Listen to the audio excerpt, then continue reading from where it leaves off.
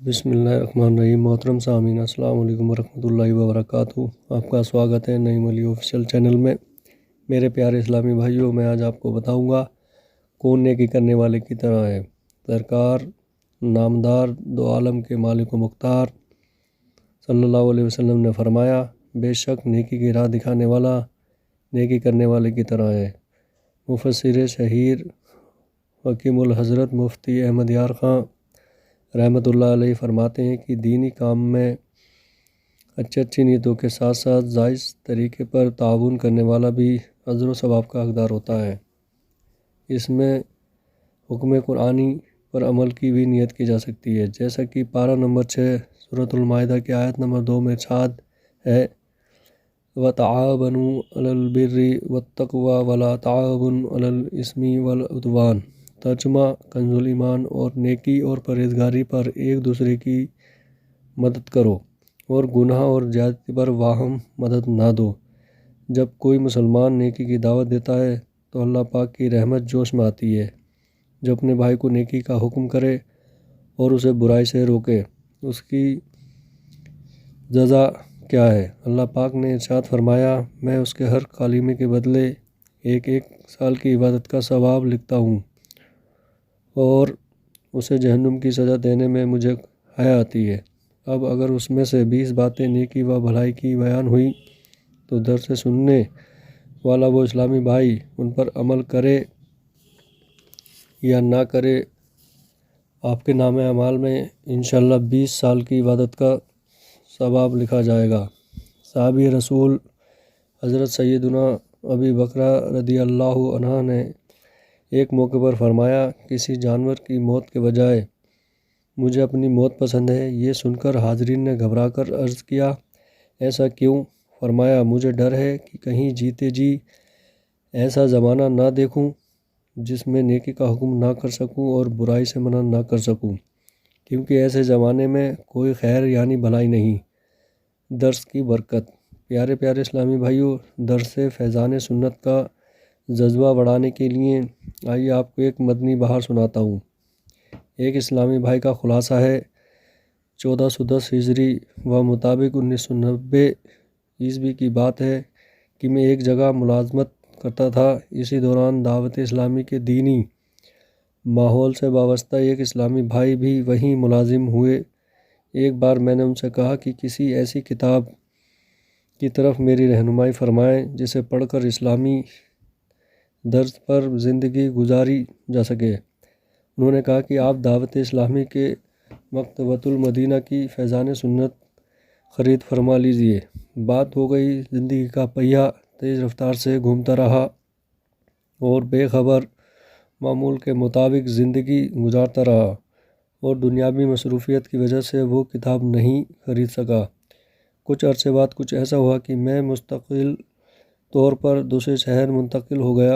ایک روز نماز مغرب کے لیے ایک مسجد میں گیا تو نماز ادا کرنے کے بعد میں نے دیکھا سفید لباس اور سر پہ امامہ شریف کا تاج سجائے ایک اسلامی بھائی درس سننے میں مصروف تھے۔ میں بھی اس درس میں بیٹھ گیا۔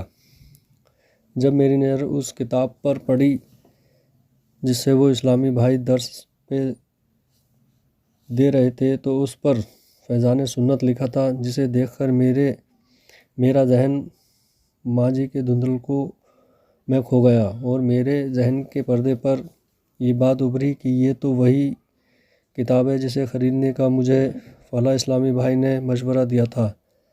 درس کے بعد میں نے اسلامی بھائیوں سے ملاقات کی اور ان سے فیضان سنت مطالعہ کرنے کے لیے مانگی۔ انہوں نے دے دی۔ اس کا مطالعہ کرنے سے میرے اندر سنتوں پر عمل کرنے کا جذبہ پیدا ہو گیا اور الحمدللہ رفتہ رفتہ دعوت اسلامی کی دینی ماحول سے وابستہ ہو کر سنتوں پر عمل کمر بستہ ہو گیا۔ سنتوں پر عمل کرنا اور سنتی کام کرنا اللہ کو راضی کرنا ہے۔ آؤ نماز کی اور۔ میرے پیارے پیارے اسلامی بھائیوں، نماز پڑھنے کا ثواب نماز کو پابندی کے ساتھ پڑھنی چاہیے۔ اللہ فرماتا ہے، جو بندہ مومن میری عبادت کرتا ہے میں اس کے ہر گناہ مٹا دیتا ہوں۔ نماز اللہ اور اس کے رسول کے قریب لاتی ہے۔ نماز کو پابندی سے اس کے وقت پہ جماعت ادا کرنی چاہیے۔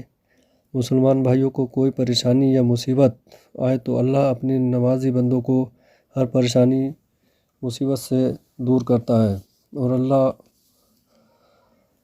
ان کو چہروں کو نور سے نوازتا ہے، اور اللہ تعالیٰ فرماتا ہے میں ایسے 5 بندوں کی نماز قبول نہیں کرتا۔ نمبر 1، جو لوگ شراب پیتے ہیں اس کی نماز کبھی قبول نہیں کروں گا جب تک وہ سچے دل سے توبہ نہیں کرتے۔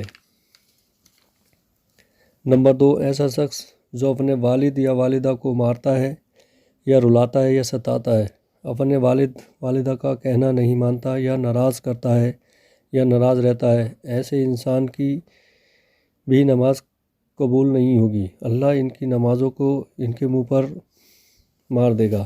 اپنے والد یا والدہ کو راضی کر لو، اللہ آپ سے راضی ہوگا اور آپ کی ہر دعا قبول کرے گا۔ نمبر 3، جو عورت اپنے شوہر سے ناراض رہتی ہے یا شوہر اپنی عورت کو ناراض کرتا ہے یا ستاتا ہے، جو عورت ناراض ہو کر روزانہ سوتی ہے تو اللہ ایسی عورت کی بھی نماز قبول نہیں کرتا، اور جو شوہر اپنی عورت کو مارتا پیٹتا ہے، ظلم کرتا ہے، اس کے ساتھ اسے رلاتا ہے، ایسے شوہر کی بھی نماز اللہ قبول نہیں کرتا۔ دکھاوے کی نماز۔ نمبر 4، دکھاوے کی نماز جو پڑھتا ہے ایسے شخص کی نماز بھی قبول نہیں ہوگی۔ نماز اپنے اللہ کے لیے پڑھو، دکھاوے کی نماز اللہ قبول نہیں کرتا۔ نمبر 5، سود خور کی نماز اللہ کبھی قبول نہیں کرتا، یعنی بیاج سود کے پیسوں کی جو غذا کھاتا ہے اس کی نماز اللہ اس کے منہ پر مار دے گا۔ اللہ ایسے شخص کی نماز کبھی بھی قبول نہیں کرے گا جو سود دیتا ہے یا لیتا ہے، اللہ ان کی نمازوں کو ان کے منہ پہ مار دے گا۔ یہ عادتیں آپ کے اندر موجود ہیں تو آپ اللہ سے سچے دل سے توبہ کر لیں، اللہ معاف کرنے والا ہے۔ ایک مرتبہ اللہ کے نبی حضرت محمد صلی اللہ علیہ وسلم سے ایک شخص نے ارشاد فرمایا، ہمیں کیسے پتہ چلے گا ہماری نماز اللہ کی بارگاہ میں قبول ہوگی؟ آپ صلی اللہ علیہ وسلم نے فرمایا، جب ایک نماز پڑھ کر اگلی نماز پڑھنے کو دل کرے تو سمجھ جانا آپ کی پچھلی نماز اللہ کی بارگاہ میں قبول ہو گئی۔ نماز کو قائم کرو اس کے مقرر وقت پہ۔ اللہ سے دعا ہے اللہ آپ کو گناہ سے محفوظ رکھے اور سنت پہ چلنے کی توفیق عطا کرے۔ السلام علیکم۔